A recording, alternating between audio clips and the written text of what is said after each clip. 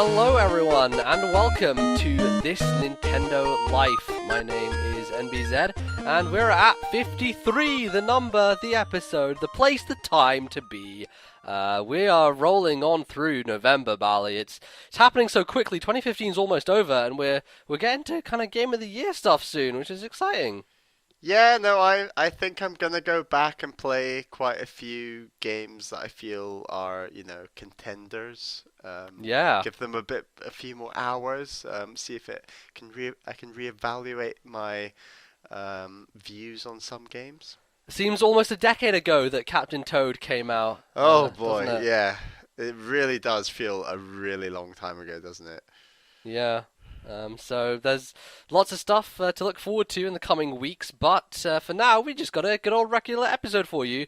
But there's also the return of Nintendo's feature special, Nintendo Direct, and we'll talk about it later in the episode. But what else are we going to do, Bally, in this episode? We've got what we've been playing this segment, and we've got a few emails to get through. And then, like you said, we're going to talk all about the ins and outs of the first Nintendo Direct, I want to say, since April? Yeah, if we're talking just directs and not counting the Yeah, digital event from not E3, then counting yeah. E3, yeah. It's been the longest break in a long time, and there are obvious reasons for that. But it's good to have him back. I'd say good to be back in Yeah. this groove. So anyway, let's just jump in with some video game things that have been being played by both of us, or some of us, or one of us. Bally, how about you go first as usual? Tell us what you've been playing. Well, I want to start with one that we both played, Sure. which is we finished up Triforce Heroes. Oh boy, did we? And I just want to say the final two worlds of that game, they're pretty damn great. They're They're damn excellent, great. yeah. They are They really are well very well done. designed. I thought the final boss, without giving spoilers away, was really, really, really well implemented. The way that the three of us had to communicate. I say communicate over Skype, and then Emoji. a random person with us. Yes, using emojis. Um, it's just a really, really well designed game, and like we said in the last episode, when it's good, it's some of the best gaming experiences I've had this year. And then when it's bad, it's just some of the worst, to be quite Yeah, frank. I think like the core gameplay is just where you want to be, and you just want to get to that as quickly as possible. But there are things in the way that stop you from getting to it. But yeah, I'll agree with you. I'll say that I'd say like maybe World 5 and 6 maybe, or 4 and 5. There are 8 total, right?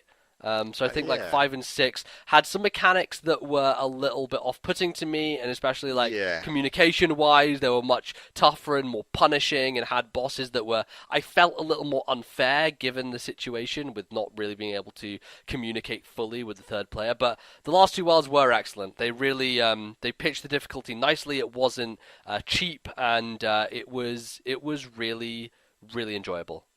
Yeah, I was super impressed by some of the mechanics they came up with. Stuff that I hadn't really seen at all in any trailers. Really original. I would have never have thought of them myself had I been designing the game or something like that. And some of them really made us think in really good ways. And I think that game does things that no other game I've ever seen has done. And I don't Hmm. think I'm worried. Well, I'm sure I don't think Nintendo will go back to that kind of multiplayer style of Zelda too often.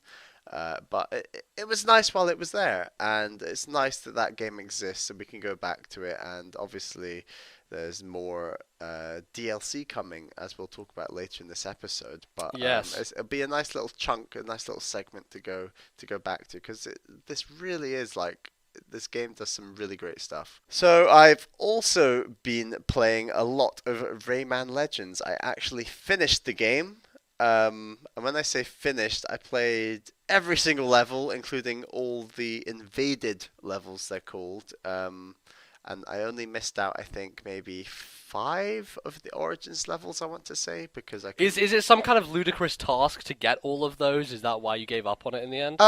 I'm just really bad at collecting things, to be honest. And I see. you had to collect certain number of lums in order to unlock the the lucky clovers in order to Hmm. unlock the Origins levels. So I just didn't unlock enough of those lums per level. I kind of burned out at the very end, and that's not to say this is a bad game at all, because I think this is an unbelievably good platformer. This is in my top three platformers of all time, quite easily, to be honest. It's Wow. really, really I didn't just. think you were that positive on it, but like it for Oh, me, this the thing is. about Rayman is it does so many wonderful things to tighten up the platforming experience. You know, the checkpoint system mid-level, which always seems perfectly pitched, like the lack of lives, the fact that it controls wonderfully, and the physics are great, and the wall jumping is actually good as opposed to fucking New Super Mario Brothers, whose wall jumping I fucking hate and despise.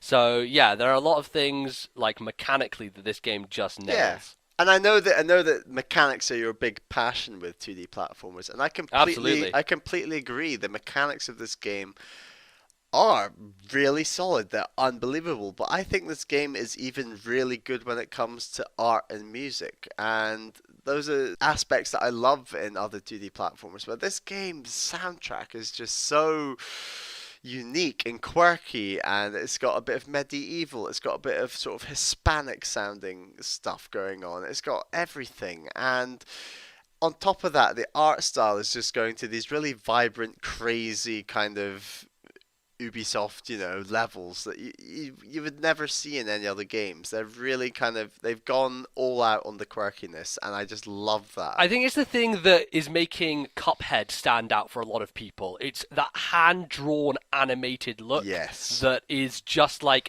it's basically a cartoon and it flows wonderfully. It's just they went above and beyond what you have to do in a video game. And as sad as it sounds, it's kind of what you have to do these days for a 2D platformer if you do want to stand out. Oh, absolutely, yeah. Because it's a format that is just so tried and tested that you have to be It's unique. saturated as well. If especially you take a look at the Yes. indie market right now, like there are a dime a dozen 2D platformers. But I mean, this game for me is right up there with my favorite platformers like Tropical Freeze. It really does tick all the boxes, and it's almost surprising that Nintendo didn't make this game. Like it's that level of polish, and I don't really say that about many games, to be honest. It really does hold up. If I was to pick on aspects I didn't like, it's definitely the touchscreen levels. Yeah. Then they kind of slow down later through the game, don't they? I seem to remember there not being as many as you get further. Perhaps, but there's still one too many for my liking. And I definitely say I know that these levels are terrible on systems that aren't the Vita or the Wii U. Right. I cannot imagine playing it with like a PS4 controller, or Xbox One controller, or whatever. Hmm. It's just horrible, and there are just a few too many for my liking that really break up the flow of the game, which is a real shame. You know, I think it'd be interesting if we played those together in co-op and thought it was a different experience because at least then you have someone who is in control of the character and you can kind of communicate between yourselves to say like, okay, do this thing, and it's an asymmetric cooperative experience. Yeah, and there's definitely a lot of thought gone into them, and I give them credit for that, but single player, it's not doing it for me, and it's a shame that they're not kind of a side co-op experience. They're kind of part of the main group of levels, which is a shame. Like, I wish they were sort of a bonus thing on the side. Like stuff that you have to play through to progress, essentially. Yeah, and that's a real shame. I also think the 2D sort of shooter levels, I want to call them, they're just a bit dry. They're a very simple game mechanic, and there's just too many levels like that. By all means, throw a couple of levels like that in, mix up the formula, but it's just not a strong formula that I like. But Okay. I don't want to do this game down. I absolutely loved it. I got about 480 lums, not lums, what do you call them? Teensies? Teensies? Who knows, Bally? There's too many things in this game that Yeah. you have to collect that I don't want to tread on I anything. got I got about 480 out of 700. And Okay, that's I respectable. spent a good 15, 16 hours on this game, and just I really did love it. it was a slow grow. Like I didn't in the first few levels I was like, this feels a bit whatever. But when you start speeding up, when you're forced to sprint more in this game, which you are a lot, which is nice. Um, it's just so solid, really solid, and I had such a great time. So yeah, thank you very much for Excellent. recommending it to me, MBZ. No problem. I will continue to tell you the good games Oh out there, and yes, you'll continue to play them. So precisely. that's how it works. And then finally, I dove back into a ton of some Super Mario Maker. Yeah. And I decided, having been inspired by Dan Reichert from Giant Bomb and Patrick Mhm. Klepek of Kotaku, that I needed to make you a level, MBZ, to Yes. challenge your skills and to, you know, extract every emotion from your soul. Uh-huh. And I That certainly feel happened. and I feel I did that. So job Yeah. done, totally successful. I really enjoyed. I must have spent 8 to 10 hours, maybe a little less than that. I don't know. I can't remember exactly, but just working on a level.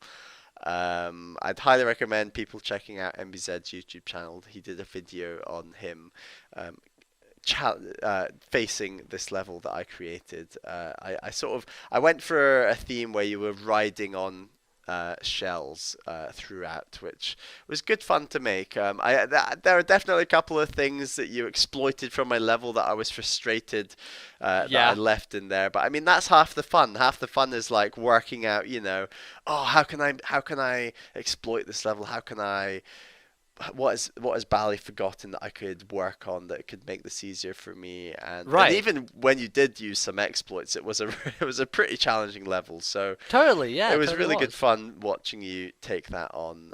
And I just I love Super Mario Maker in the sense that you can just go back to it, spend some time making a level, leave it for a few months and come back to it. And I want to do that for like for the foreseeable future, as it were. Like, Sure. come up with a level, challenge you, MBZ. Hopefully, you'll make some levels for me, and we challenge each other. It's so satisfying watching each other play levels, and that's the real selling point of this game for me. And that's why I love it so much, to be honest.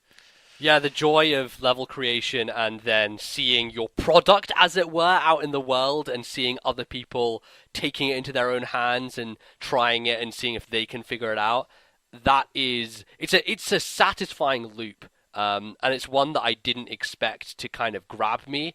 But it's got me by the balls, I'll tell you. Mario Maker is just Oh yeah, so much fun. So and good and I stuff. I really need to go back and just invest some time in the single player now that I say single player, the whole game single player. But now that I've created a couple of levels, I want to really go and experience other people's levels and do the 100 Mario challenge, I believe it's called, and the other Yes, challenges. Unlock those amiibo costumes I think you get from those. you do indeed.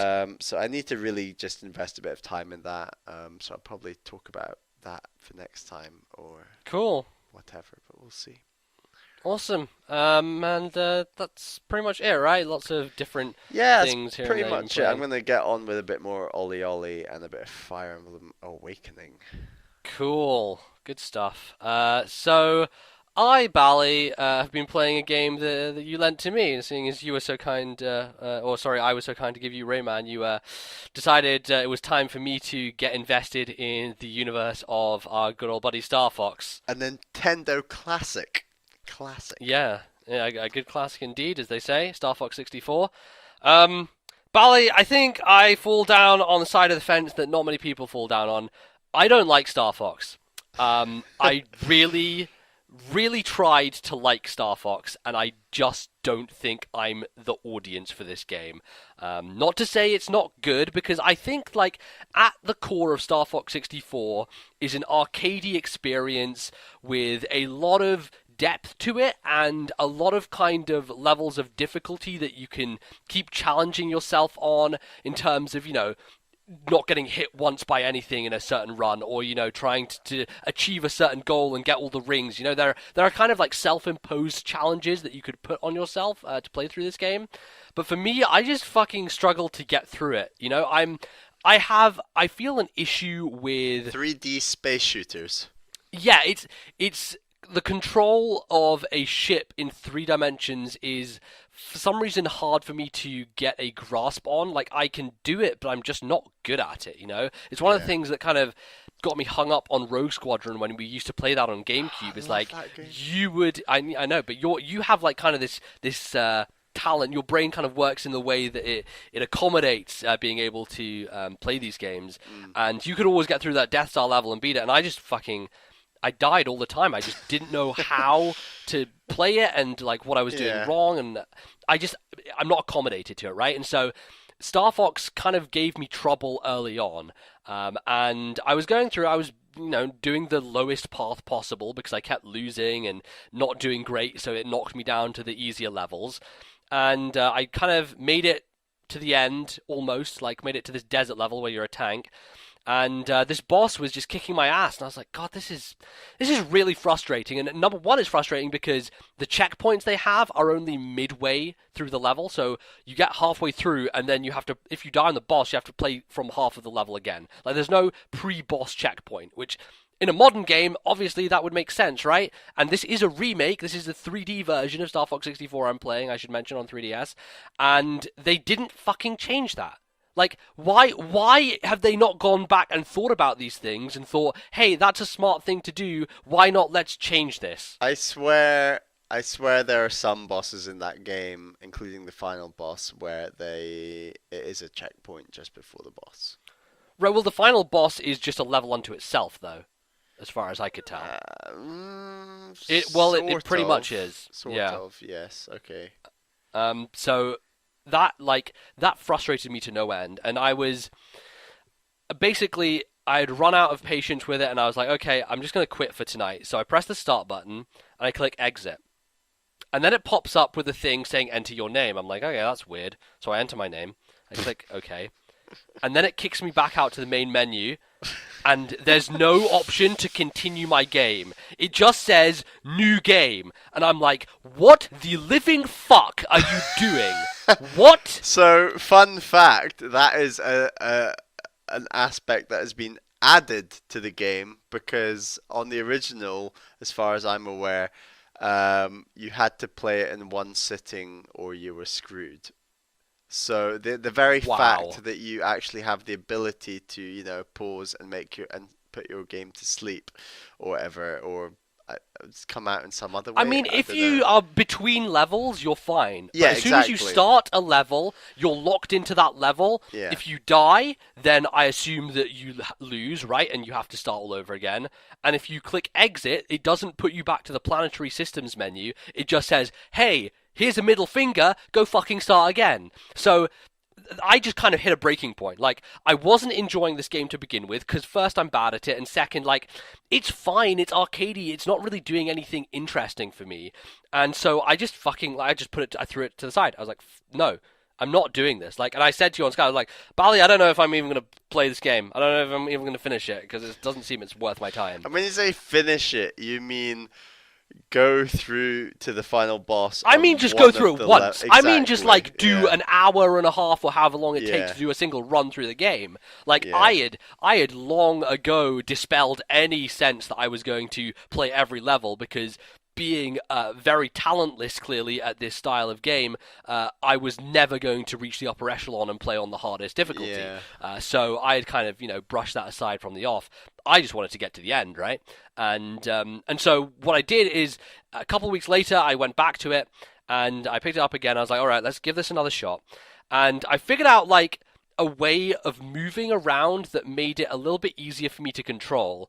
Really, this game does a bad job at tutorializing. Like, it doesn't really tell you a good way to kind of orient yourself in space, especially in the dogfighting areas. And so when you get to that level with Wolf and his cronies, and they're all flying around this place, and you have to defeat them, if you don't, you go down to the easier path, essentially. I was just getting my ass kicked because I was trying to turn around because they were behind me, and I just couldn't turn like sharply enough. It just wasn't working. And so what I figured out is if you hold down the shoulder button and then brake at the same time, it's almost like you're pausing mid-air, so you can kind of stop and reorient yourself, and then like again go ahead and start shooting them. So I figured this out, and so second time I get to that wolf area, I actually managed to beat them. Like I take out the whole crew, and I'm like, okay, that's cool. Like, it now means that I actually kind of get to experience another level, a different level, and maybe expand my horizons on this game a bit more. And I thought the level after it was interesting. I was glad I didn't die on it because I think I enjoyed that level, but I wouldn't have if I had continuously failed at it. It's kind of tough because it's a like a lava level where your health is constantly going down, and Yeah. you have to get rings in order to heal yourself. And even on the boss, like that's a problem because he shoots out some rocks at you, Hmm. and if you miss them, then fuck you. You don't have health for that cycle, and you have to wait for the next cycle. But I did manage to do it first time, which I was like very pleased with. And from there, I kind of managed to get my way to the end. The final boss I thought was challenging, but he wasn't too terrible, especially after I looked up online. He gets hard if you go on the other paths. Yeah, I imagine he Much does, harder. and Yeah. I kind of like for my successful run, I went like through the middle and then down to easy again. So I was kind of like not the easiest way of defeating him, but like not the hardest one either. It was kind of maybe a medium level of difficulty, Mm. and yeah, and then I was done, and it really does. I will say it really has a very Star Wars vibe to it, like all Oh over, yeah, especially yeah. that end sequence where you're escaping and like there. I posted a screenshot on Miiverse of the R-wing shooting out the top as kind of fire explodes behind you, and I was like, Death Star much? Like pretty much like the Hmm. end of Return of the Jedi happening here with the Falcon flying out the Death Star and it exploding behind you. So those kind of things were interesting, and I'm glad I just finished it. Really, this has Cool. really given me a new perspective on Star Fox and made me think that like I should probably save my money on Star Fox Zero and not bother with it, and like let you take the hit on that one, and maybe borrow it from you later. Because Yeah. honestly, like I don't feel like I am good enough or invested enough to go for that game. Plus, there's a lot of like shortcomings that I think we're afraid of with Star Fox Zero anyway. So Yeah, I would definitely say I don't see why Star Fox Zero will be any easier than this game. no, And certainly there were a lot of levels you missed that do some really interesting stuff for sure, but sure, they are definitely considerably more challenging. And I don't see why Star Fox Zero would be any easier, and I think it will try to replicate that challenge, obviously with its new control scheme, which is quite controversial. But yeah, no, I do like Star Fox 64 quite a bit. It didn't make my top 10 games that didn't that came I can't even say it. Top 10 games that of the year that didn't come out this year from yeah. last year, if that makes sense. Uh-huh. Um, but yeah, as someone who has played a number of the Star Wars games from Rebel Strike, Rogue Squadron, Battle for Naboo back on the N64, I am a big fan of those sort of space shooters, especially in the Star Wars space. So Yeah. yeah, I had a bit of practice, and I can appreciate that gives you a right upper hand in a game like Star Fox. So Yeah. yeah, I mean, I'm still excited about Zeros, but I appreciate your struggles with this game, considering how I've seen you handle previous Uh-huh. space shooters, Yeah. certainly in co-op and multiplayer and things like that. Yeah, I will say, like, I don't really know how to feel about the system, how it splits between different paths. I Because on the don't one like it. hand, I don't yeah, like it. on the one hand, it's cool if you're bad at the game because you can still beat it even if you suck. That's true. On the other hand, I just don't feel it respects your time. Like, it, if you want to see all the content in this game, there is just a lot of going through stuff you've already seen that is more like going through the motions than enjoying it, in my opinion. Like you have to play that first level every time, no matter what. There's no option to skip through it and do something else. Like if you want to see different content, you have to do it. And then like if for some reason you fuck up on one level and you're really deep into the run, and in order to see the level after it you have to successfully pull off a certain thing, then you're fucked. Like the run is done, and you have to go back through and play all that stuff over again. And I was looking at the leaderboard, and it said you played through it like 8 times, which I'm sure, like if you did it perfectly, there's no way you're going 8 times to see every level. So you must have had some problems there with making it to the right level at the right time. Yeah, I played, especially that first level, I played an absolute ton because, as you said, you have to start on it every time. Um, Yeah, I think that's a big flaw with this game is because I was trying to play every level and as a result, there are certain levels that you replay an absolute ton. And Yeah. obviously, you have to defeat those levels in different ways each time. But it's still quite frustrating. And like I said, my main gripe with this game at the time, and this is the same gripe I have with like Super Mario World, is secret exits and diverging paths. I'm just not a fan. I hate the idea that you either have to bang your head up against a brick wall, working out where the secret exit is or how to get a certain um, end of level goal. Because it just in this day and age, you want to just look it up online and find out Right. how you get to that level. And I So feel like yeah, back then people just waited for magazine strategy guides anyway, right? So like a lot of yeah. people So I don't imagine were figuring this shit out on their own, you know? I don't like them. Present me a challenge, absolutely, but don't present me a secret exit or a diverging path where I might miss it, I might not work it out. If I have to work something out, make it the main point of the game, make it the whole level.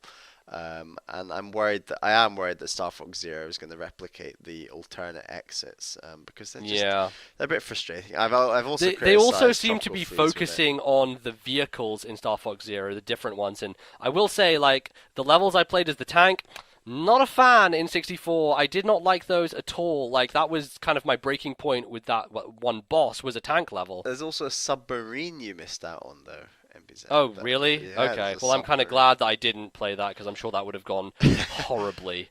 Um, It's a cool level, but I know I'm okay about them mixing up the vehicles because the little that I've played of the chicken walker and all that it looks quite cool. But I agree the tank yeah, levels aren't much fun. sure. There's They a are. They're a really bit tough there's a cumbersome. really tough tank level actually that you missed out. That is really Well, did my head good. in. I'm glad I never have to do that. So, anyway, that's Star Fox 64. Certainly not going to be making any of my top lists, as you could probably tell. But hey, I've played it now, so at least I have a reason to have a cogent opinion on it. So there you go. The other thing that I played was a neat little game on Steam called Evoland.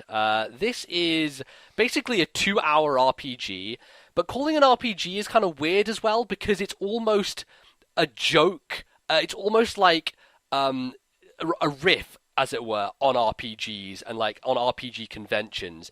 And the way that it's set up is like you start out and everything is black and white, and you're like this 2D character on a screen, and you walk left, and walking left unlocks the ability to walk right, and then you walk right, and then you open a chest, and it's like, oh, now you can scroll the screen, and then you find a chest, and it's like, oh, now you have color, now you have sound effects. So over the game, as the name implies, you evolve the RPG and build out elements of it, to the point where, like, by the end, you have like action-based combat system. You have an RPG like traditional turn-based thing in the overworld.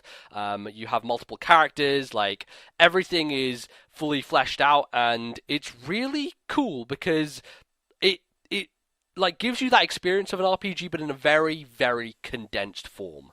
Um, so it's neat. Bally, you watched a little bit of a quick Yeah, look on it.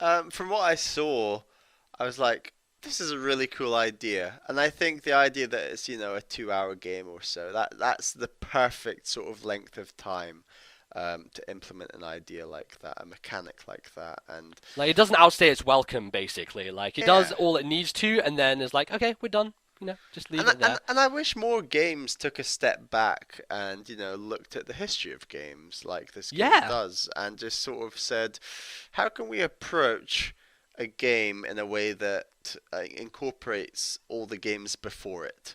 And things like that. There's too many games these days, they're trying to push the graphics, push onto the next level. How can we make the world even bigger, better, louder, shinier, whatever? That's great, but an appreciation for how games have progressed up to this point, I think, is always quite refreshing in an oxymoronic way. Um, yeah, I really liked the idea of that game and would definitely be up for giving it a go. yeah. It's very, very cool. And I thought initially that it was just going to be kind of, okay, go to the next treasure chest and click it to get the next thing. And that is what it is for the first maybe half an hour or so. But they do start to kind of build on that and make it a bit more challenging. And they have some puzzles in there which are actually really interesting and like almost a Zelda level of like really think about this and like figure out how to do this environmental puzzle solving. The combat never gets very difficult right up until the very end. But the puzzle solving actually works, and it was nice and satisfying. Yeah, gave me warm fuzzy feelings inside. As Guillaume would say, it's a very charming little game, I appreciated that. I appreciated kind of the condensed nature of it, and its visuals. It's cool. So yeah, you can pick that up on Steam. I don't think it's anywhere else, but it's worth a go. Evoland is the name of that. So anyway, that's pretty much the games we've been playing. We will be back talking about that next time, but for now, we're going to jump right in to some stuff that you've sent us into the email segment. So don't go anywhere. We'll be right back.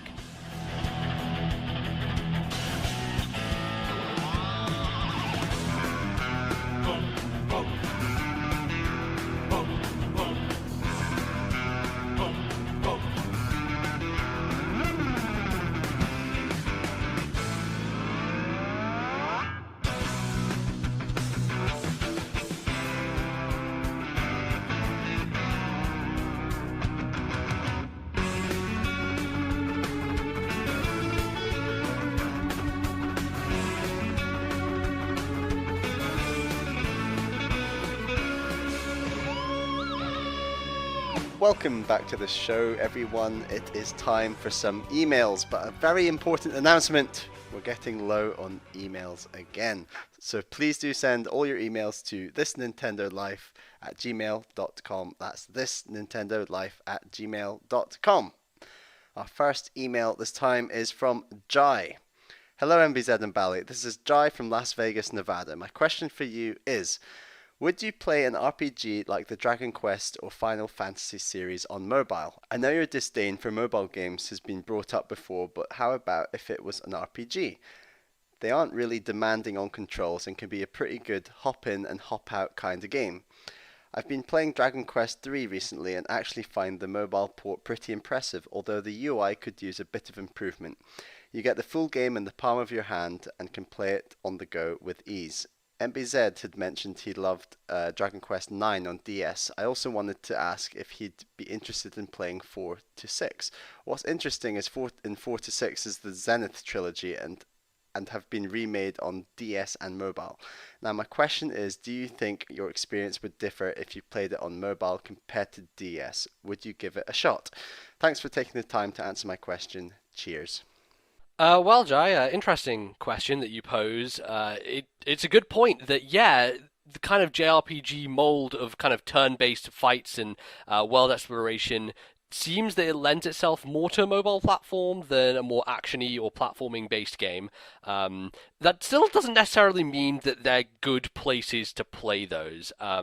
Yes, they're possible, but I think a lot of experience with those type of games, you want to have a bit larger of screen real estate to be working with, and especially you using your fingers, like going over the top of what you're looking at, I find can get a bit distracting in the way of the experience. Whereas playing it on like a handheld or even on a home console, you absorb the full thing and you kind of immerse yourself. I feel like RPGs are much more games that you immerse yourself in a world with, but they're totally playable. What are your thoughts, Bally? As much as I have a disdain for mobile games, as you say, and I would highly agree with that, the few mobile games I've played have been, it's very much pick up and play like very quickly. And I know that you've said in your email that you think RPGs are kind of hop in and hop out.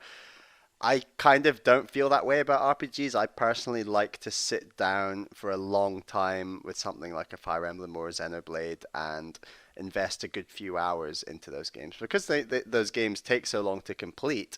Like if you're only going to ever hop in and hop out of them, I feel it's just going to take ages to complete. So Yeah, you feel like you're never making progress almost because you're just like grinding through battles or whatever. So Precisely, and I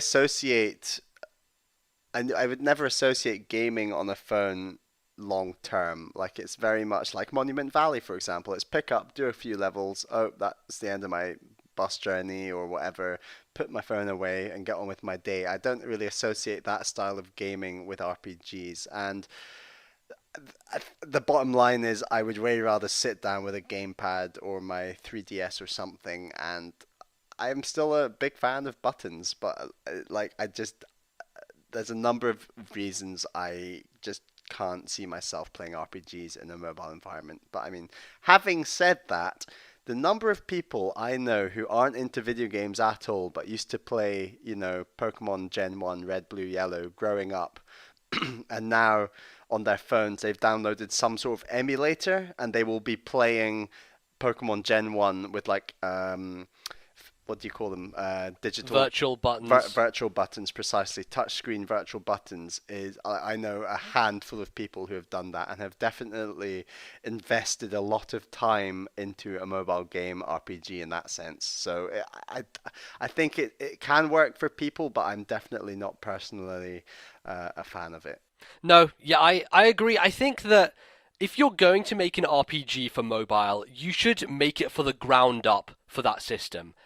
These Dragon Quest games are great and all, but they were originally built for console. They are originally built for physical buttons, for a design that, was associated with that. And as such, porting them over to the system just means you have to get over.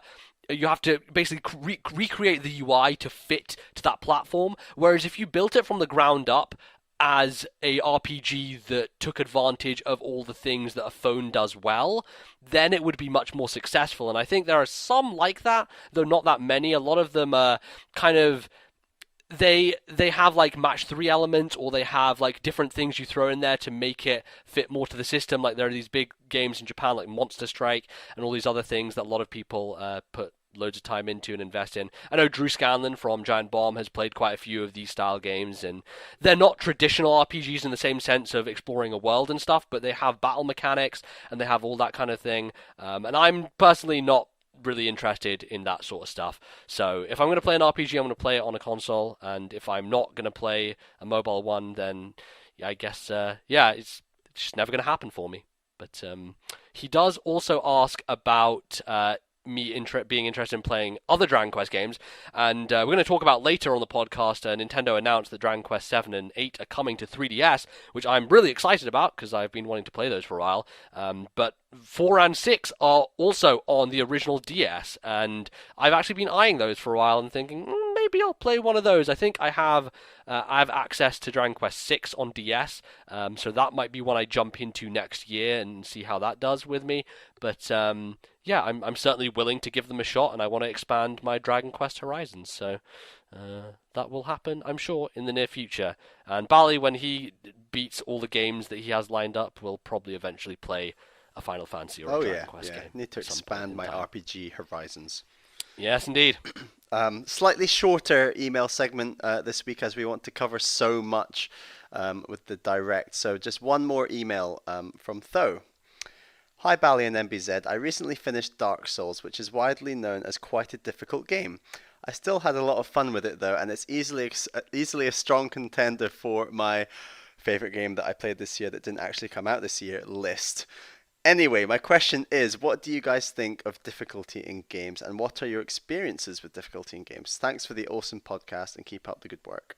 Well, though, I appreciate the callback to our list from last year for our favourite games that we played that year that didn't actually come out this year, which I think is... Which we're going to be doing again. Yeah, we are going to be doing again, and we're going to carry that forward as a tradition as we go through with this podcast.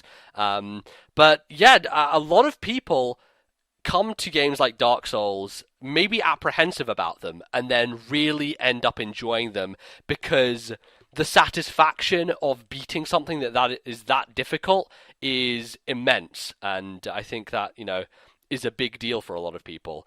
Where do you fall on the side of difficulty, Bally? Do you like things to be challenging so that you can overcome them and feel satisfied at the end? How do you fall down on it? I'm sort of... my weakness is my strength. Now, what I mean by this is I feel that whatever's put in front of me, whether it's easy or difficult, I have to get past, and that's my weakness. My weakness is I have to get past it. And so I am very bad and guilty for just ramming my head up against a brick wall on very difficult games. I'm trying to think of an example, like getting a perfect in every single Pilot Wings mission or something. Or I'm trying to think of what's some difficult games I've completed, like 2D platformers. We're talking about Donkey Kong Tropical Freeze. Definitely, the end of that game is very difficult. And Yeah.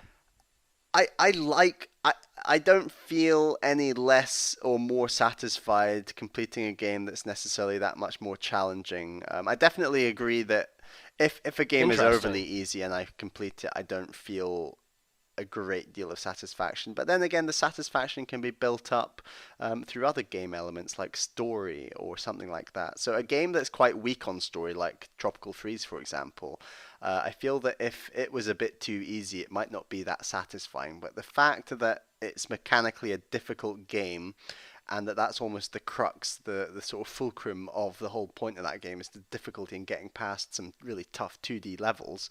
I feel that yeah, when you do complete that game, it is really satisfying. But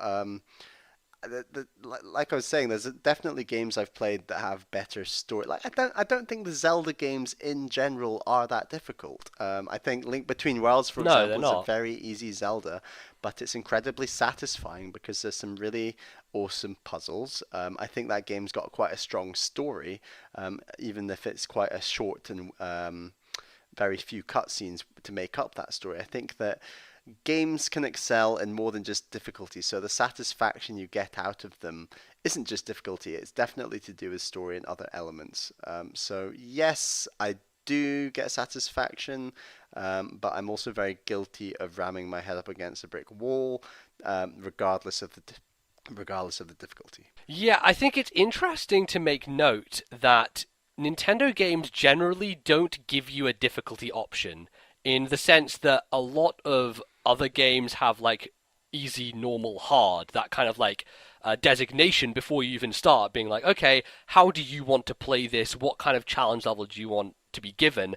I do find it interesting that Nintendo generally just don't put that in their experiences.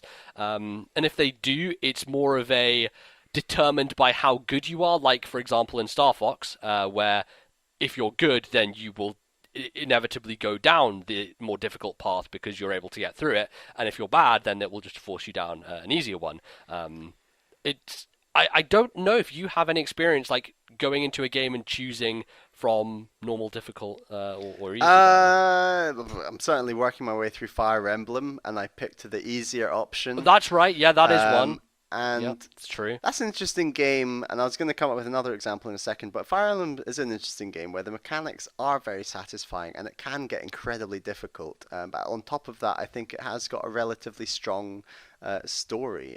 So I think merging different elements that can satisfy you in games is important. And the example I wanted to mention, which I think does this incredibly well, it's an incredibly challenging game, but also has an incredibly interesting story, is Metroid Prime on the GameCube. Like Hmm. I've come away from few games more so than that, and just having such a fulfilled, complete experience when I completed that game. I felt incredibly satisfied because it's so difficult, but I felt incredibly satisfied because it was such an interesting world to explore and such an interesting story. Like going through Samus's history, experiencing the relationship with the Chozo and characters like Ridley. So it's just when all of these boxes are ticked, it makes the perfect game.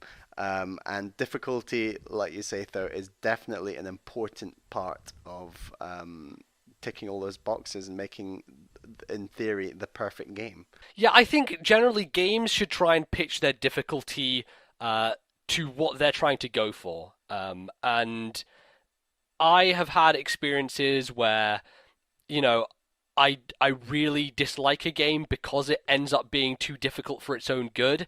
And likewise, I think that some games kind of cruise along and don't have enough of a difficulty, but I don't feel like I put them down for that. You know, I feel like I still enjoy them regardless. And then you have experiences like with Persona where I knew that that game for me was totally going to be 100% character and plot and dialogue and voice acting and all these elements that weren't necessarily mechanically driven in terms of the battle system. So I played it on easy, and that was one of the best experiences I had because I didn't end up grinding forever. I took part in all the things that I wanted to take part in, and even by the time I got to the end of the game, I still found the final boss challenging because I hadn't been going back and leveling up all the time, and I had just been kind of progressing naturally. So though it was on easy, I still had a decent challenge to finish it off, and wasn't kind of just steamrolling all the time. So it works out well. I also think that more games should allow you to change difficulty in kind of midway through the experience. So for example, Witcher 3, you can change the difficulty whenever you want in that game, and I think some people tended to get over-leveled and eventually found that they were just slaughtering people and just making a beeline through all the combat, and they upped their difficulty, and suddenly it starts becoming a lot more challenging and you're much more focused and all that stuff. I didn't end up doing that. I kind of was fine playing on normal, but I do think there are a lot of people who have that experience. And then very recently, a couple of nights ago, I was fighting what is kind of the last boss of Metal Gear Solid 5, although that game is weird in so many ways, so it's not really the final thing you do. But I was fighting it, and it is just incredibly, like, intense, and you really have to focus, and it is pretty tough. I died quite a lot on it, but the feeling of satisfaction when you have kind of gone through this really tough thing and come out of the other side and kind of just barely hanging by a thread, but you manage to kind of clutch out in the end, that is a really satisfying feeling. And I think that is, you know, what a lot of people take out of games like Dark Souls. So there is value to be found in all levels of difficulty, and I kind of just go with the flow, you know, whenever a game I definitely agree. pitches itself. Go with the flow. Like I already said, I didn't enjoy Link Between Worlds any less because it was easy, because that's just the way the game was designed, and it excelled in other areas. Exactly. And likewise, a game like Metroid Prime is really hard, and that game works well for being really hard, and maybe that game might be lesser if it was a bit too easy, but who knows, because that wasn't the way it was envisioned? Yes. I can't even think of the word, but both. Both. Envisaged and envisioned. So, yeah, horses for courses. But I'm open to a tough game. I'm open to an easy game, but I'm not that fussed. So yeah, awesome. That's a couple of emails for this week. But yeah, as we said before, we are running out. So do send all your emails to thisnintendolife@gmail.com. thisnintendolife@gmail.com. Join us after the break, where we will be diving into the Nintendo Direct to talk about all the news and the happenings, the good, the bad, and the ugly from the Direct.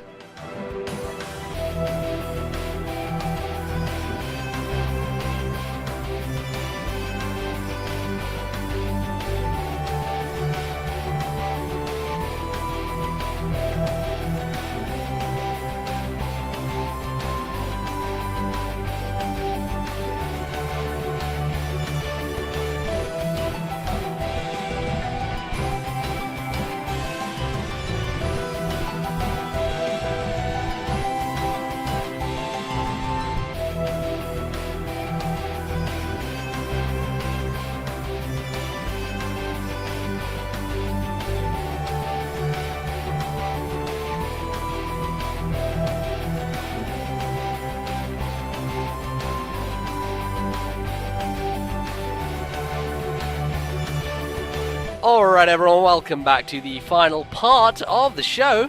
This week we were granted from the heavens a Nintendo Direct. We'd been waiting on one for a long time. Obviously since the passing of Iwata, they had taken a back seat and tried to figure things out, but they did say, I believe it was in a financial investor briefing that Nintendo Directs were going to return, and that we would get at least one before the end of the year, and that they were going to basically revise them for next year and change it then. But we got more of a traditional one here in the sense that Europe was presented by Shibata, and the North American one presented by Reggie and Bill, and I think Morimoto, who had done Directs previously in Japan, was doing their one. So we're pretty much set here to talk about things that happened. It was a pretty good Direct, I thought. Bally, what were your overall thoughts on how this Nintendo Direct spanned out? I think overall it was definitely amazing based on there just being loads of smaller things with a couple of bigger things, and that those always create the best directs when there's loads of little announcements as well as the big ones. Yeah, absolutely. I think it more catered to a person who owns like a lot of the games that Nintendo has put out this year. Announcements that tie into Splatoon and Mario Maker and even Triforce Heroes. And so if you own those games, a lot of this stuff is kind of free extra that you don't need to pay for, that you're just getting no matter what, and that's good. That's good for people who are already in the ecosystem. I guess if you're an outside perspective and you don't own any system or you don't own these games, then you may look upon this Direct as not as impressive, but I think the inclusion of those kind of things certainly makes it more appetizing for the Nintendo fan. But before we start all those announcements, the very first thing they led with was actually just a mention of Iwata. I didn't know how it went down in the North American one. In the European one, Shibata just said like a kind of short sentence about it, thanking the community and everything. Yeah, North America was similar from Reggie, but I was wondering, did you think that was the right approach for them to take? Do you think they went too light on it? Do you think it would have been inappropriate if they'd done anything more? I think maybe if the Direct had been closer to the time, it would have been better for them to maybe dedicate a segment or something like that to it. But it has been just, I think, 5 months now, maybe quite a bit longer than that. I think like they have done other things like over social media, and I kind of feel like they don't really know how to address it in a way that isn't like over the top or anything. So I felt like it was appropriate, but yeah, maybe just because of the timing more than anything. Yeah, I agree. I think it was heartfelt. It was short, but it was suitable for the scenario, and it was almost sort of like it was sad. It has happened, but now we need to get to the core of like what we're here to do, which is to present all our new games and all this sort of thing. Yeah, life moves on, as they say, and it moved on at a hell of a pace. Shibata basically just dropped the Twilight Princess HD rumor and set it to rest, being like, yes, it is happening. Twilight Princess HD exists, and it is coming out next year. March 4th, 2016 is when it's coming out. We're going to get an Amiibo bundle with it, which also comes with a soundtrack. The Amiibo, I kind of exclaimed very quickly in my reaction that I was like, oh, I want that Amiibo, and then I realized what I said, and I was like, oh no, what have I done to myself? I think that you can say that about almost any Amiibo, that initially it's like, I need that, but then you calm down, you get off Amazon, you think about your wallet and you think, I'm not going to buy it. There's just no need. It's not going to further my enjoyment of this game. Yeah, it's like I could buy this Wolflink amiibo or I could buy SteamWorld Heist, and I think a video game is probably better than a piece of plastic, So yeah. It looks but it is really a good good. looking amiibo. It's a good looking amiibo. But enough about amiibo. What did you think of the game? Well, to be honest, I wasn't very impressed Same. by what we saw of Twilight Princess HD. It may have been initially the stream, because for some reason it was messed up and it was streaming it on medium quality to me. It looked better when I put it to source, and then like I could see that it was a bit crisper. But if I'm honest, it really just looked like Twilight Princess in a Dolphin emulator upscaled. Like, it doesn't seem to have the same level of polish as Wind Waker had on it. And you could argue maybe because Wind Waker already looked so great that it was going to look better regardless. But I think that they're working with a second party here. It's not an internally developed remake. And so maybe there is less of a quality bar that's being adhered to here. I'm not sure. It wasn't impressing me that much, unfortunately. Yeah, I agree. I looked at the footage and I thought, right, when are they going to do the HD comparison? And then Yeah. they were like, oh, he's kind of talking about this footage like it is HD. I guess it is HD. And then I think it's very harsh to judge games sort of out of engine, as it were, or not, coming out of a Wii U, looking at them through a Right, screen or even absolutely. a Things look stream. way better on the actual console than they Precisely. do stream through the internet. Even if you get a video of, Mario Kart 60 FPS 1080p, there's something about the game coming directly from your Wii U to your TV screen that's just ever so slightly crisper. So I don't want to Yes. prejudge it in that sense, but I think the Wind Waker HD comparison is very valid because like they redid stuff like skyboxes in that game, and they actually redesigned rather than just crisping up elements of that game. Right, they added things like the Swift Sail, and Yeah, they those made as the well. last Triforce Search quest a lot more manageable, and like they actually tightened up aspects of that game. Now they haven't actually said anything about whether they've changed aspects of Twilight Princess or not, but I think a lot of people complain about that opening section, about how it takes far too long to get anywhere in the game,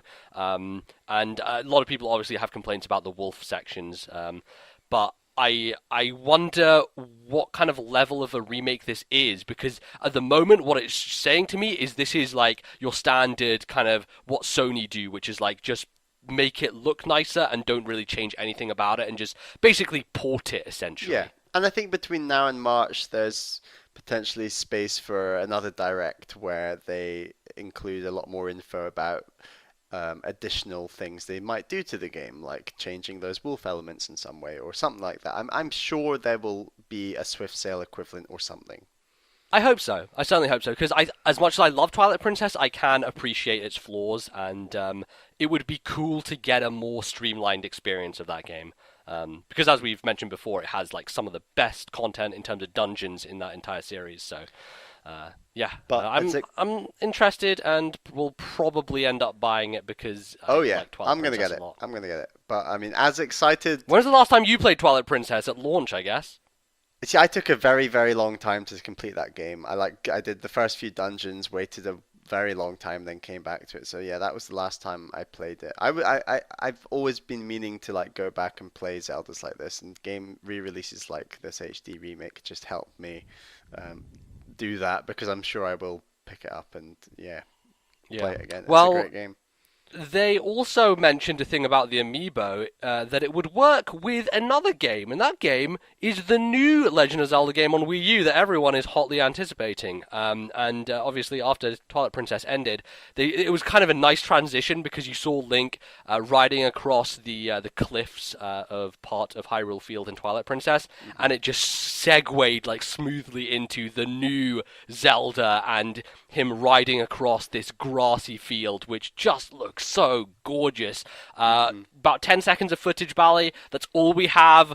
Give me your opinions on this 10 seconds. It kind of it outdid the Twilight Princess announcement in many ways for me. It was kind of Despite having so much less to go I on. know, and it's so fanboyish to say this, but it was just so incredible. And I would argue we saw him in like an with his hood up. It's like a new look.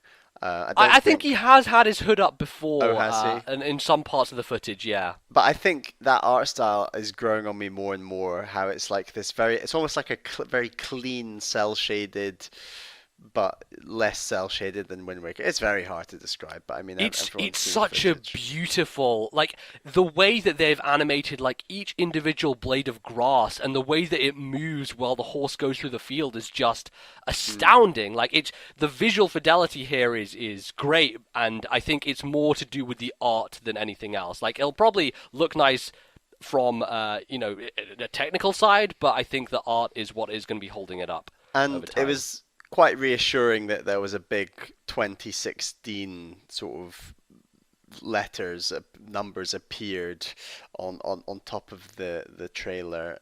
I Yeah. say trailer, 10 seconds of footage Yeah, I can't really call it a at the trailer. end. So, and then following that, Shibata then went on to say it's going to be the 30th year anniversary of The Legend of Zelda. So they've really kind of signed themselves up to release this game in 2016 on the 30th anniversary of The Legend of Zelda. No ifs, no buts. It has to And be that year.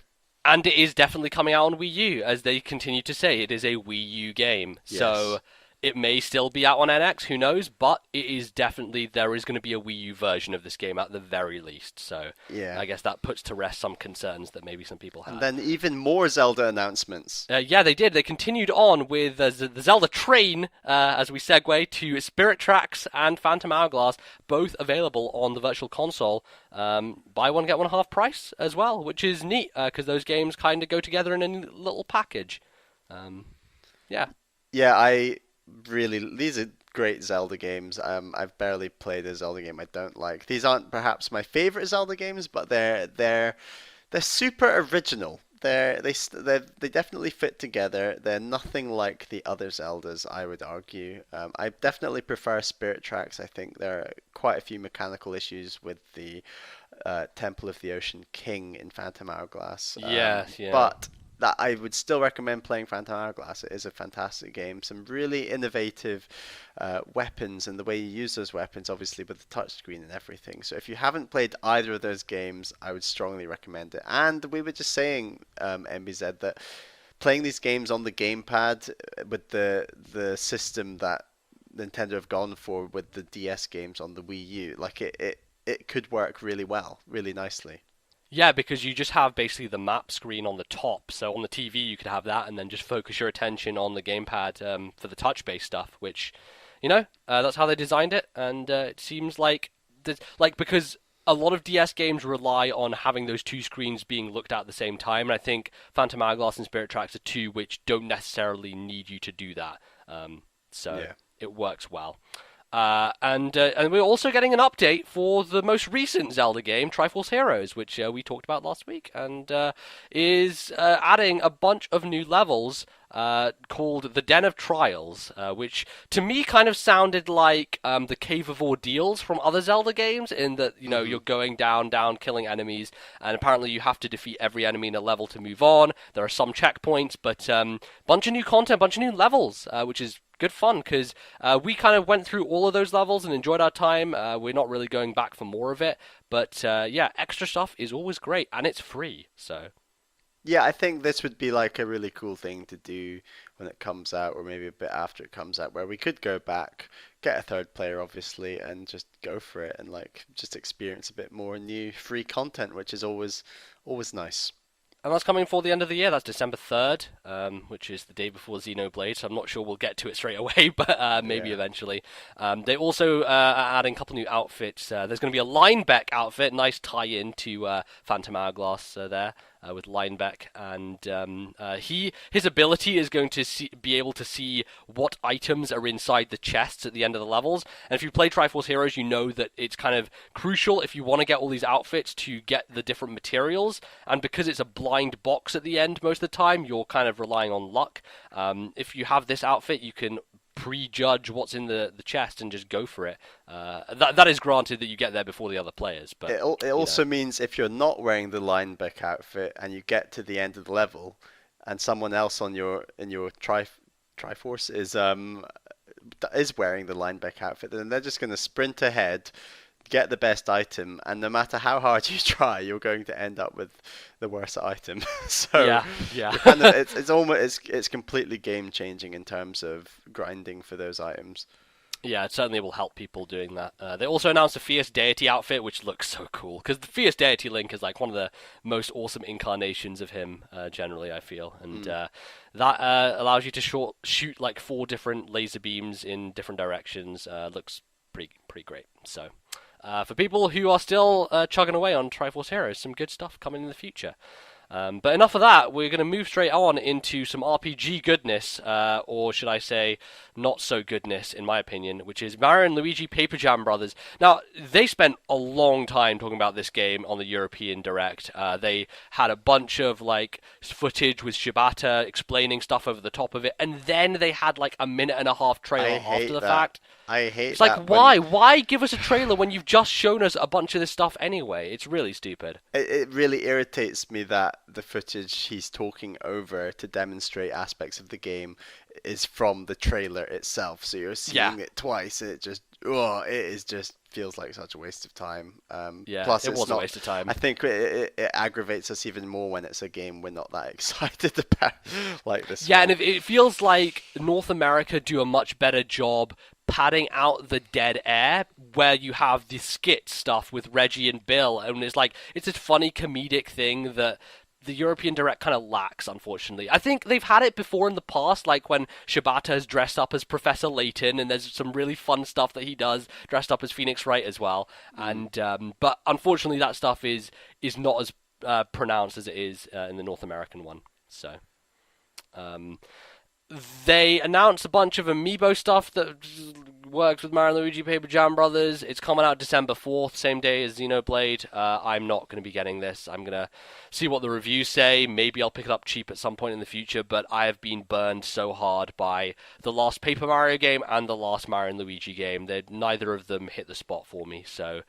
I wouldn't advise this is a good place to jump in for people who haven't played the series yet. I'd say go back to like Superstar Saga or something like that, or even Paper Mario on N64, because yeah, the series kind of gone downhill for both of them, unfortunately. So after that, we had some Splatoon announcements. Now, Bally, what were your thoughts on this stuff? Because I felt like there should have been a bit more Splatoon announced as opposed to just a couple new maps. I think they've almost spoilt us in a way where they've announced so many weapons and so many maps that it's kind of not quite revolutionary enough to just announce even more maps and even more It's just an weapons. expected thing because Yeah. usually the PR just comes out and is like, oh, by the way, there's a new map available tomorrow. You can play it. Whereas this is like they spent a really long time doing a whole trailer, showing it off, and I expected there to be something more substantial, but then they were just like, oh no, it's just two more maps. And hey, there's more gear as well, which is great. And Splatoon keeps getting better and better every time they add stuff. But yeah, I was thinking there could have been something a bit more Yeah, meat it to the just bone. either different playable characters, more single player DLC, more multiplayer game modes, just any one of those three, just a little needed a little cherry on top, although I'm still excited to try out these new um, what do you call them? Stages, Maps, map yeah, packs, yeah. and weapons. Yeah. Cool. Yeah, I'm sure that there will be some paid DLC in the future for Splatoon. That seems like something next year is going to happen, especially because with Wii U's lineup being sparse as it is, like their continued support of games like this, Mario Maker and Smash, are going to be kind of the struts that hold Wii U up in its kind of probable final year Hmm. in 2016. So. I'm sure we'll see more of that in the future. But we move from one game they're updating to another, and that is Mario Maker. They mentioned that the update had come out and people were enjoying it, and they decided that they were going to finally implement a search system to the game. And we had an email about this. Was it on last episode, Bally?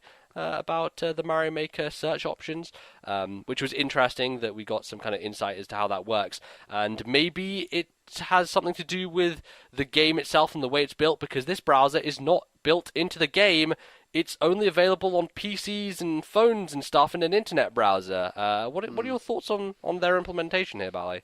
It's a bit strange. I don't know. It's exciting. I think it's quite a cool idea that you can be away from your Wii U, out and about at work or something, and be like, oh, let's have a little browse at what I could play on Mario Maker later. I think that's a really cool idea, and the search options did seem far improved to what they currently are, which is really important. I do think it's a little strange if there isn't an update that helps improve the search options within the game, because I'm sure the majority of players will still just turn on their Wii U and look for their Mario Maker levels through the game itself. And this might only appeal to a minority who are really keen to, push the boat out in terms of searching for the more unusual levels.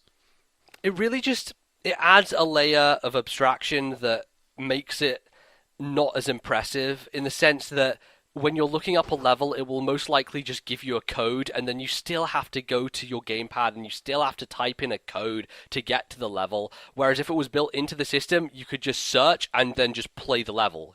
There's no code inputting or anything like I that, No, which I is thought there was some sort of list you could create from the browser where Really? it would make a list, and then you'd be able to access that list. So you would have to like sign in with your Nintendo Network ID and then Yes. maybe star a level or like add it to like a It's list that you could curate later. Yeah, it's basically a list, and you can definitely access that list on your Wii U.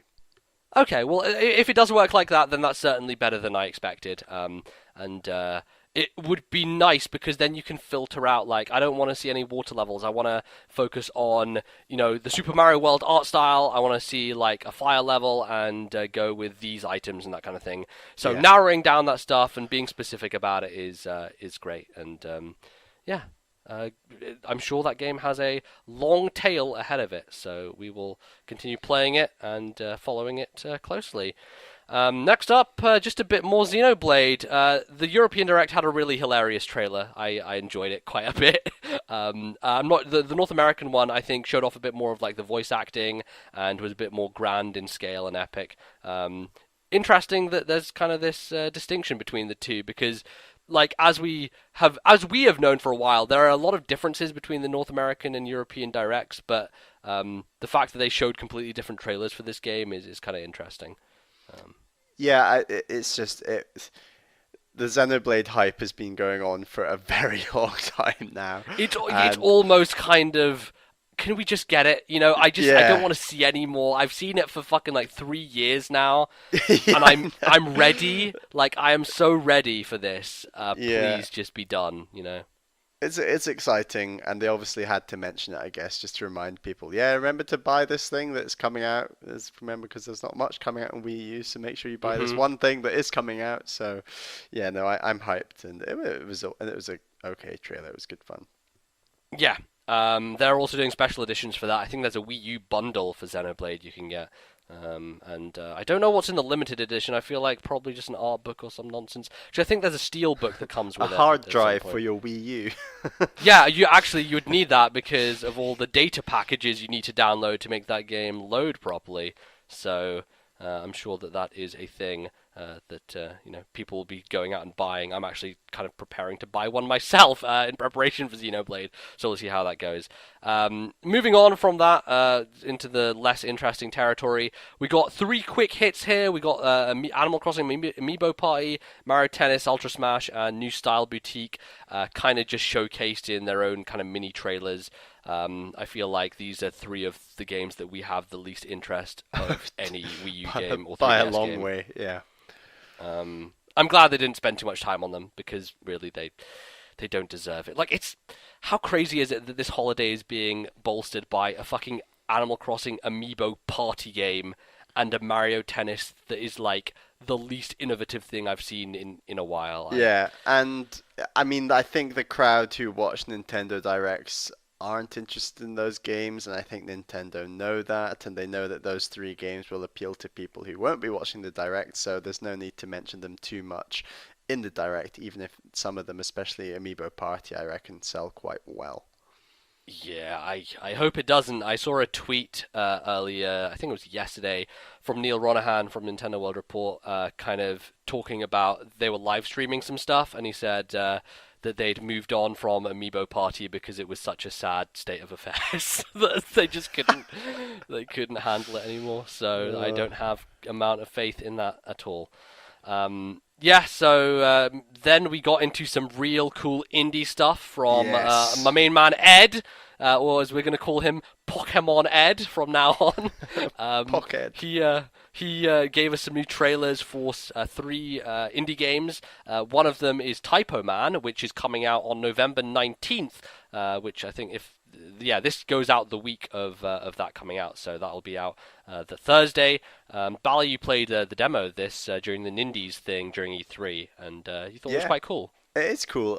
If I had less on my plate, I'd definitely consider picking it up. I think that innovation does need to be rewarded in this industry, and I do Yes. hope that that game does quite well because it is innovation embodied. It is just Yeah. so impressive, some of the ideas that they came up with that game.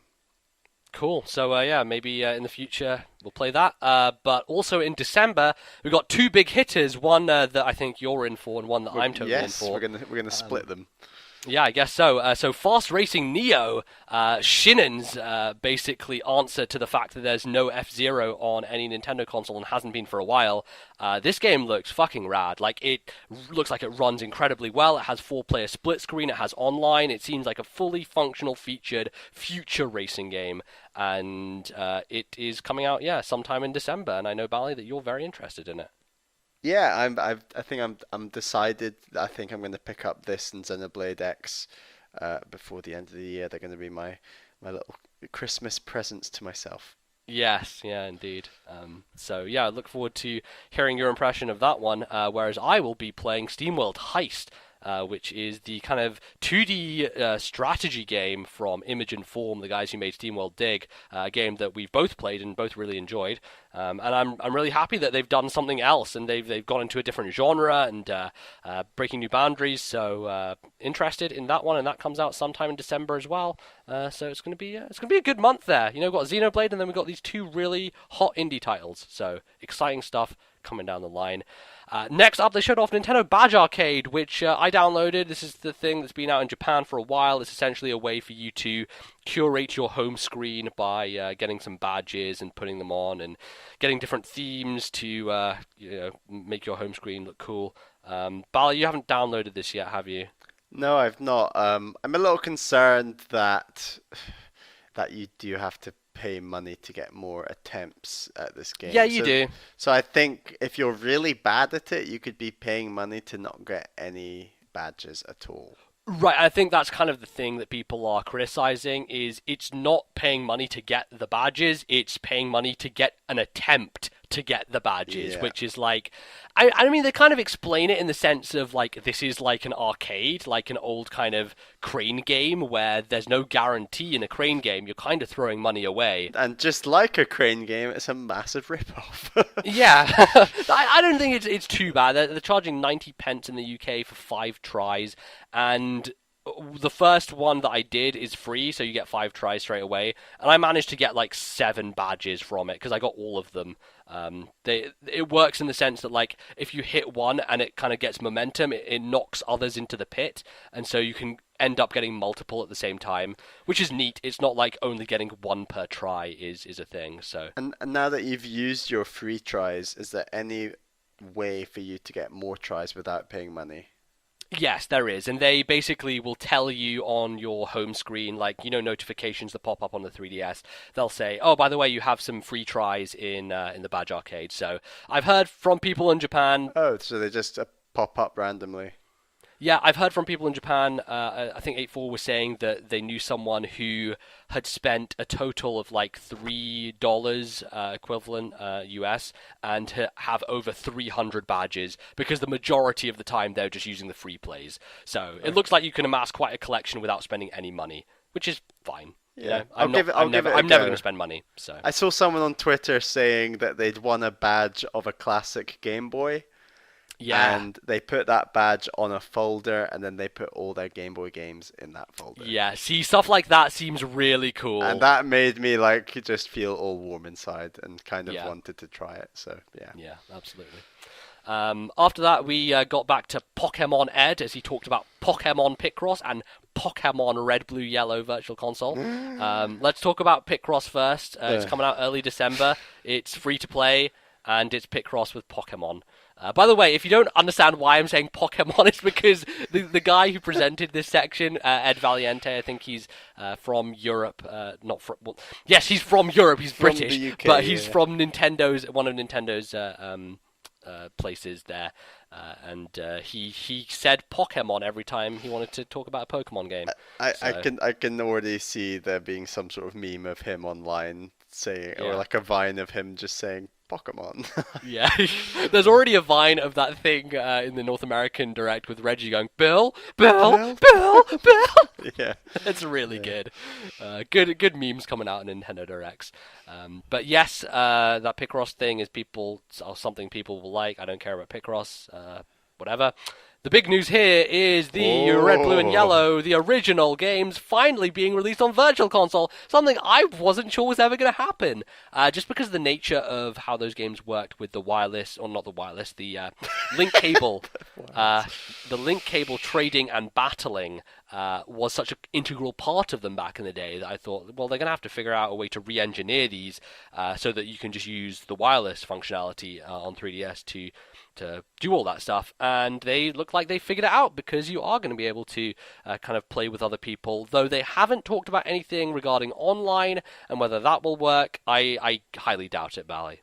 Yeah, I agree. We were talking about this, and if they did want to implement online, they'd have to create sort of some extra menus or an area within the Pokemon Center or something like that to differentiate local and online play. So it would be kind of tricky, but I think i- in general, this is a really cool announcement. I'm actually really pumped to pick up one of them and give it a go next year. And this is funny because I've been meaning to play Pokemon Y for quite a while now. So I think next year I'm going to play two Pokemon games. I'm going to play Gen 1 and Gen 6. That's quite a jump, Bally. Quite a jump. So I can I can Quite I a can jump. give good feedback on the podcast to evaluate how far Pokemon has come. Yeah, because people always say it never changes, but like that's kind of like from the furthest back to the most recent, Yes. and you'll get a good perspective And I never, about long time change. even though I owned Red, Blue, and Yellow, I never actually finished any of those games. So I'm looking Crazy, forward. Bally. Really? Yeah. So I'm looking forward to. I'll probably go for Pokemon Blue and get a Venusaur. That's my jam. That's my jam. Interesting. All right. Well, sounds good. That's coming out February 27th, 2016, which, as they noted, was the original release date of Red and Blue in Japan back in the day. So, cool stuff. Nice to remember all that. And yeah, we'll see how that Was goes it? down. I'm sure it'll be a very popular release. Do you know what year in Japan it was? Oh, God. I think it Was was it 19? 98 or 98. I was 7. going to say, imagine if it was 96, and then that would be exactly 20 years. Beeble, beeble, beeble. Hello, this is post-editing Zed in here. Pokemon Red and Blue, in fact, came out on the 27th of February, 1996 in Japan. So it will, in fact, be the 20th anniversary of the series. Which is kind of fucking cool. Anyway, back to the show. Beeble, beeble, beeble. That would be really cool. Yeah, man. I think Slash I'm not sure. creepy. Maybe it is 96. I can't quite remember, but I think... I'm more it's- confident on 98, actually. I think you're right. Yeah. Maybe it was 97. Who knows? It's between that 4 year span. Yes. We're giving ourselves a wide berth here, but yeah. Anyway, then move on to Bally's favorite franchise, Final Fantasy. Bally, Final Fantasy Explorers here. I know you're a huge fan of the series. Which character stood out to you as your favorite? Don't get me started on Final Fantasy characters. We'll get to that. But We'll get to that. yeah, I'm gradually getting into RPGs, and Xenoblade Chronicles X is going to be my next RPG. I'm going to try a bit more Pokemon next year, like I said, and I'd like to try. I need to play a Final Fantasy game for sure, Yes. but I also feel like I need to try Earthbound, and Mhm. you're definitely keen that I do give Chrono Trigger a go. So Oh, those absolutely. those are sort of my next challenges in terms of dipping my toe into the RPG genre. Cool. Well, anyway, Final Fantasy Explorers looks like a big mess of Monster Hunter meets Final Fantasy meets MMO It did look meets... quite messy. Yeah, I don't know, it's not something that appeals to me whatsoever. But hey, it's coming out January 29th next year. It has a ridiculous special edition bundle with a bunch of shit that people will care about because it's a JRPG. And yeah, I mean, you know, if you like it, you like it. So go ahead and buy it. Next up, we have announcement of the Mega Man Legacy Collection, which I think was announced it was coming to 3DS a little while ago. It's actually out on multiple other platforms. I don't know if it's on Wii U yet. I'm not sure if it's coming to Wii U, but it's on PS4, it's on Xbox, and it's on Steam. But this one is going to come with a bunch of extra challenges that you can only unlock, Bally, through the magic of Amiibo. What a wondrous thing. What a wondrous thing. So, 13 extra challenges through Amiibo. There's also a gold Mega Man Amiibo, which is the tackiest looking thing I've ever seen. Like Amiibo is one level of ridiculousness, right? Hmm. But just dunking them in gold paint is just beyond belief. It's just ridiculous. I am sorry, like It's almost like they're just creating it purely for the idea of a collectible. It is like a manufactured collectible, you know, in the most egregious sense. Oh, it just irritates me so much. I can't even articulate it right now, but yeah, it's just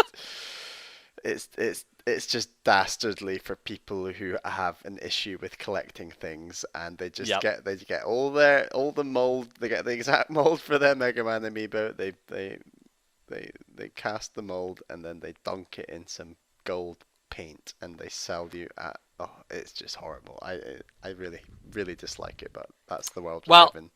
Let's move on then, Bally, before you implode with anger. Anyway, that's coming out February 23rd next year. A lot of stuff coming out in February. Seems like kind of a packed month, especially for 3DS stuff. So I'm sure different things for different folks. Next up was Pokken Tournament, or Pokken Tournament, as Ed was saying. It comes with a Shadow Mewtwo amiibo card. There was a trailer where Lucario was punching Shadow Mewtwo, and it looked like Dragon Ball Z. Who is Shadow Mewtwo? Is this I don't fucking know, Bally. Apparently, Pokemon? They haven't said anything about this being in a mainline game at all. It's just in Pokken Tournament right now. Okay. So I don't know. Maybe they'll announce it as part of Pokemon Z. Who knows anymore, Bally? Pokemon's just weird. It continues to get I think weird. this game's looking kind of cool. It is, yeah. It looks neat. It's very different. Like, it's not your traditional fighting game in the sense that, like, it's got a 3D arena you run around, but then, like, when you get in close, it kind of switches to a 2D perspective. It's a hard one to describe, and it's a hard one to get your head around, but it certainly seems like a neat thing to have for spring of 2016 when there's really not going to be much else on Wii U. It could be the big May online multiplayer game that has been Totally, yes, it could be in the Splatoon slot, absolutely. Splatoon that would Mario be smart. Kart slot, definitely. Yeah, cool. Then we had another look at Star Fox Zero, which now has a release date for April of next year. I think it's confirmed as the 22nd in North America. In Europe, they did not give us a date. They just said April 2016. So weird. That is just so weird.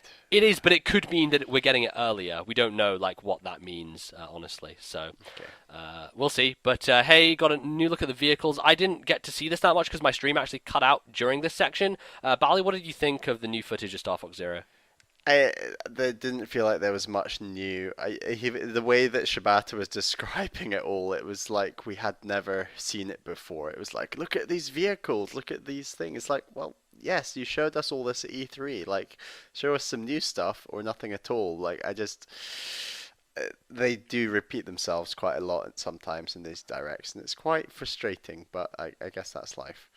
A lot of people have been saying they think it looks better visually than before. Do you agree with those people, Bally? I think there was just some artier camera angles, to be brutally honest. I think that it was a very well edited trailer, I'll give them that, but I don't think it's visually looking much better. No, looks exactly the same to me, so I have no idea what the hell people are going on about. It's still very, very unimpressive visually, unfortunately. And I don't even know if I'm going to buy this game, Bally, after you've heard my thoughts of Star Fox 64 earlier in this episode. Oh boy. Not sure I'm on the Star Fox train anymore. I think I'm going to check out and take that money, spend it elsewhere. We'll see. You can buy a gold Mega Man amiibo. Right, spend my money in a correct way, Anyway, talking of Amiibo, we got more of that shit. Lucas is coming out 2016. We've got Animal Crossing stuff. You know what? Who fucking cares? There's Amiibo coming out. There's Animal Crossing stuff. Oh my god. Let's move on. Yes. Pokemon Super Mystery Dungeon. February 19th. Let's move on. Yes. Hyrule Warriors Legends is coming out March 25th, which is the update of, or the port, I guess, of the Wii U game. Still not interested in Hyrule Warriors, but they did announce a playable character being Linkle, who is the female version of Link, and as stupid a name as Linkle is, I think she looks pretty badass. She looks cool, but I agree the name is a little... It could have been like Linka or Link... It's so Japanese, Linkle, Linkarella or something? I don't know. Oh god, no, that sounds even worse. God, Linkarella. Jesus. Linkle sounds like Tingle. It does. Like it does. And Linkle sounds like Tingle sounds like Tinkle, and Tinkle means to have a piss, and it's just not... I don't like the name. Yeah, I don't like the name either, but she looks pretty awesome in terms of combat stuff. And my secret hope, Bally, is that you can choose to play as female Link in the new Zelda because she looks really cool. And But that's another issue. Do you think Hyrule Warriors is a suitable game to like bring such a big character into the Zelda universe if she does end up well, I being mean, used in if other they're gonna do it games? anywhere, they're gonna do it here because they hardly take risks outside of the main series, you know. Yeah. And I feel like maybe they're just dipping their toe in the water and seeing the reception, and maybe if it does well, then they'll consider it for the main series. Who knows? Um, Hmm. anyway, some more special edition stuff for RFN to get excited about. No scarves this time, but there's a compass or some shit that's going in A there. So compass. I don't fucking know. It So, looks oh my, just Nintendo stop. yeah. Well, special editions roll on with Bravely Second, which is the follow-up to Bravely Default. That's coming out Q1 2016. Very interested in this one. Didn't play the original Bravely Default because of the issues with the end of that game. I heard from so many people complaining about it. I feel like this one is probably going to fix those and make it a more streamlined experience. So I'm looking forward to it. Special edition comes with soundtrack, art book, bunch of shit. Comes with a figure of one of the characters, and Nintendo had to specifically state at the bottom of the screen, this figure is not an amiibo, which I found hilarious, because these days, who fucking knows anymore? So, any interest in Bravely Second? I know you want to get through different RPGs before you make your way to any of these new ones. Yeah, I feel certain RPGs are more accessible than others, and this RPG doesn't scream accessibility to me. Yeah. So I'm gonna play it careful. And, All right, and cool. you're the guide for me when it comes to these Sure. RPGs because I'm quite Sure. nervous. That's all right. I'm here, Bally. Don't worry. I'll guide Okay. you through the darkness. Because Xenoblade And was pretty tough. yeah. Well, speaking of darkness, the light has now been shone in Camp Dragon Quest because finally, oh my God, Bally, you don't know how long people have been waiting for this, but finally they are localizing both Dragon Quest VII and Dragon Quest VIII, which have both been remade on 3DS, and they're both coming out in 2016. I'm really excited about this. The only Dragon Quest game I've played is Dragon Quest IX, but I've heard so many amazing things about 8 in particular, and 7 is also one of those which not many people have played because it was on PS1 and it didn't have that much circulation, I think, and it's hard to get a hold of these days. So both of them are remastered on 3DS. They've got added features, bunch of new stuff, and they've been out in Japan for a while. People have been screaming at Nintendo to bring these over, or at Square Enix to bring them over, and finally they're coming here. And I will most likely get both of them next year. So my RPG fix is going to be, boy, it's heavy. It's very heavy. So I'm going to be crushed, Bally, under the weight of battle systems and monsters and Japaneseness. So. But speaking of more of that, More Fire monsters Emblem and Japaneseness in RPGs. Fire Emblem Fates has finally been confirmed as being in multiple versions for Europe. Now, if you haven't been following it, they had not confirmed this for the European region before. It had been confirmed for North America, but we were still under the impression maybe in Europe we were going to get lucky and just have one game cartridge. That's not the case. They just want to make as much money as they can out of this Fire Emblem franchise, which seemingly has done much better in the West thanks to Awakening. And there are going to be 3 versions, but Bally, we do need to stress, and I was talking to Nagi about this because he imported from Japan and has played through the Nor Kingdom, which is the tougher one, and he's telling me that they are legitimately completely different games, like to the extent where you have different characters you can recruit, all the maps are different, the storyline is like it is legitimately 3 Fire Emblem games coming out in one day, and that is kind of going to make me ecstatic. I am just kind of I want this right now, and it's kind of frustrating because North America got a release date for February and Europe got nothing. So if this goes the way that Awakening did, I'm going to have to wait an extra 2 months until April or something. God, I hope that's not the case, Bally. I really don't. But I mean, you do have plenty of other RPGs coming. I I'm do, sure. but this is Fire Emblem, Bally. This is like one of my favorite franchises, and True. I generally, if something like this comes out, I put everything else to the side and focus on that. So, Yeah. I'm pretty excited by it. I mean, I've not played a huge amount of Awakening yet, but I'm liking a lot what I've played so far, and it's looking even more. All the things I'm liking about Awakening, this game seems to do them even more when it comes to cinematics and story and things Yes. like that, and especially story. Like the idea that there's these two warring factions and that you have to pick sides, and then they made the emphasis at the third. What's the third one called? Revelations.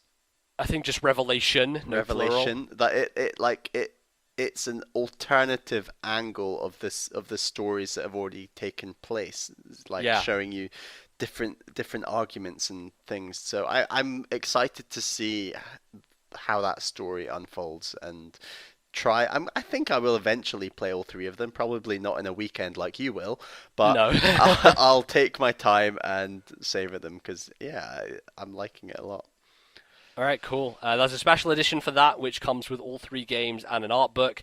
I'm trying my hardest to get that if I can, but if I don't, well, I'll play them all eventually anyway. So, that was it for the main direct. Shibata said goodbye, and I thought, oh, really? Because Sakurai had tweeted the day before that he was going to get up early for this direct, and had mentioned that that was going to be a thing. Apparently in North America, Reggie did the one more thing, where he said, by the way, we got this one last thing. I kind of Yeah. preferred the European one because I was like, oh, okay, I guess it's over. And then they started the trailer, which was pretty I'm great. sure there will Uh, have been a tiny fraction of Europeans who will have switched off after Shibata said goodbye maybe, and might have missed maybe. this announcement. Could have done. But Bally, a lot of people who are fans of this franchise kind of cottoned onto it early with the music because the music is very well known. I cottoned onto it as soon as I saw the Final Fantasy logo coming into shot. I'm like, wait a second, like is this happening right now? Is this real? And then I saw 7. I was like, there's no way they're going to put Cloud in this game, right? Because he's associated with the PS1 and Nintendo losing Final Fantasy. Like, this is the least Nintendo character you could put in this video game. And then it's fucking Cloud Strife on Final Fantasy 7 and I just fucking lose my mind. It's ridiculous. The funniest thing about this though is Bally texts me like the next day and he's like, "Oh, by the way, who's that Final Fantasy character? I've never." I'm like, "Are you fucking serious right now?" Like, Yeah. Cloud Strife is probably one of the most recognizable characters in all of video games. I think Bally, just your lack of knowledge of anything Final Fantasy is I've got a massive blind spot to Final Fantasy, absolutely.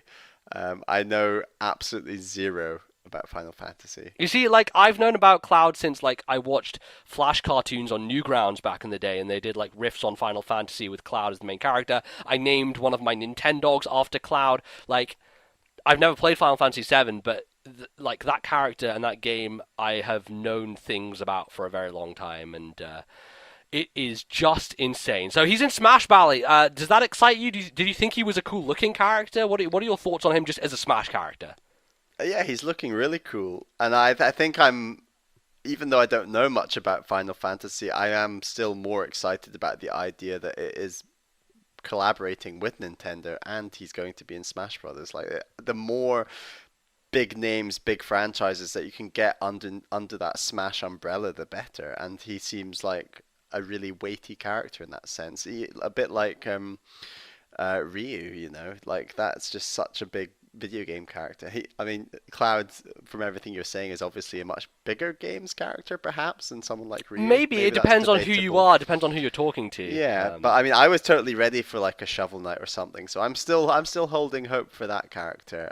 But Right, well, they did announce after the trailer that there's going to be a Smashed Focus presentation in December. I imagine it's going to be between Christmas and New Year, where they have yes, had directs in the past, and maybe then we'll see the ballot stuff. But they didn't even talk about whether this was part of the ballot or not. They just gave us the trailer and ended the direct. Like there was no additional things said about it. So no one knows whether was Cloud the ballot character, was he just a deal that they struck up with Square, and a lot of people also. maybe they'll never say who was the ballot character. Maybe they won't. I feel like they have to kind of address it though, and I think that is going to happen in this Smash presentation that's coming up. But who knows? Maybe they'll just brush that under the carpet. That would be kind of terrible because people get angry about it. But this also has brought to mind for some people, like, hey, Square are working on that Final Fantasy VII remake on PS4, and we know that that's not going to be an exclusive thing to PS4. They said it's coming first there. We imagine it'll go to Xbox and to PC and stuff like that later, but could mean, Bally, that NX has the potential to get this Final Fantasy VII remake as well, and that Square just want to push this marketing machine as much as possible by having Cloud and Smash and associating Final Fantasy back to Nintendo, maybe, I mean, which is exciting stuff. All this chat about what NX has to do to, reestablish Nintendo and then amongst the big boys in terms of sales and stuff. A deal to get Final Fantasy VII on the NX is the exact kind of thing they probably need. And Cloud being in Smash Brothers is just encouragement for that. And it's for like complete noobs to Final Fantasy like me, I'm going to be playing a game with him in it. This character, this world is going to be made known to people like me. And I'm sure as few as there are out there, there will still be some people like me who know very little about Final Fantasy, who are Nintendo and Smash Brothers fans. And it's all about character recognition and letting us know about him so that if a Final Fantasy VII does come to something like the NX, that they might consider buying it. So I think it's a very healthy move for Nintendo if they can actually fulfill and follow through and get like that game on NX. Yeah, exciting times ahead as we continue to say, but overall, this Direct, I think, was a great shot in the arm. It got me excited about Yes. Nintendo stuff again, and it feels like that has been missing for the last few months. Like, we've been kind of chugging along, playing our games, not much has been happening, and I really needed this injection, totally. And like I was saying at the start, it's the big things. Yes, Cloud, Twilight Princess. These are huge announcements, but the little things, Gen 1 Pokemon on Virtual Console, that's a great announcement. That's just really exciting. Or just, buy one, get one half price for the two Zelda DS games. Really simple announcements that just are great for fueling that hype train, letting people experience more Nintendo experiences, and it makes the Directs thicker and faster and more exciting in general. Totally. And we know that, they're going to rework them for next year and they'll come back in a new form. I'm excited to see what that is. And, we're going to stay tuned for this Smash Brothers Direct and hopefully talk about that at the end of the year. But yeah, I think that's pretty much going to close things out with the show here, Bally. What a good thing to end on. And I guess where can we hear more of your thoughts about Nintendo Directs and all these other things on the internet? Please follow me on Twitter. I'm at Ballyman91. That's BALLYMAN 91. That is also my name on the Miiverse. I've been posting a bit recently, I think. I can't remember. A bit of Mario Maker. Well, you made a Mario Maker level that people can try out. I did. I'd highly recommend checking that out. Follow me on Twitter to find out more about that. Sweet. You can find me on the Twitters. I am at Lordnbz. Lordnbz is the Miiverse as well. We have a Twitter for the podcast, which is at TNL Podcast. And we're going to read out a couple of tweets that people sent to us. We read out some reviews last week. Going to read out a couple of tweets here and just get a bit of a community feedback going.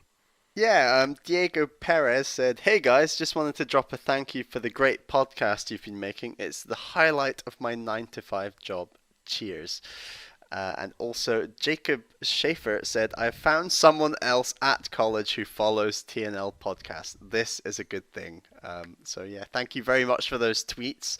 And like MBZ said, if any of you have any other things you want to tweet at us, you can follow us at TNL podcast. That's at TNL podcast.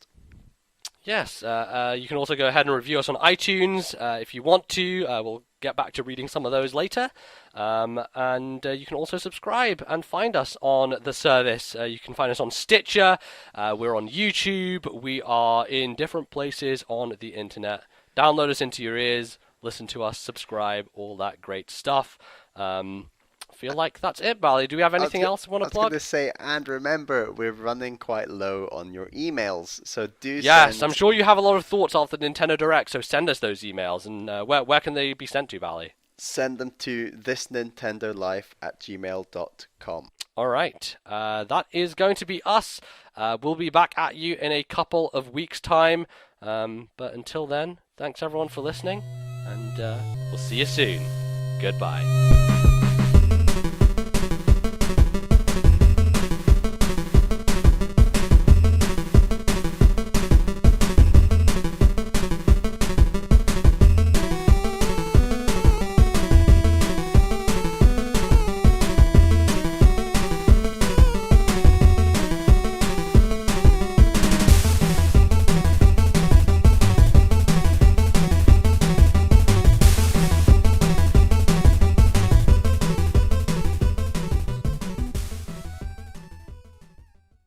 The musical interludes used in today's show were Granny's World Tour from Rayman Legends, copyright Ubisoft 2013, and the final boss theme from Evoland, copyright Shiro Games 2013.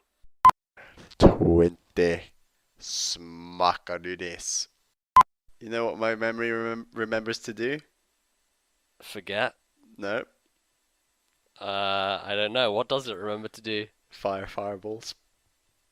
I hate you. You suck. You suck!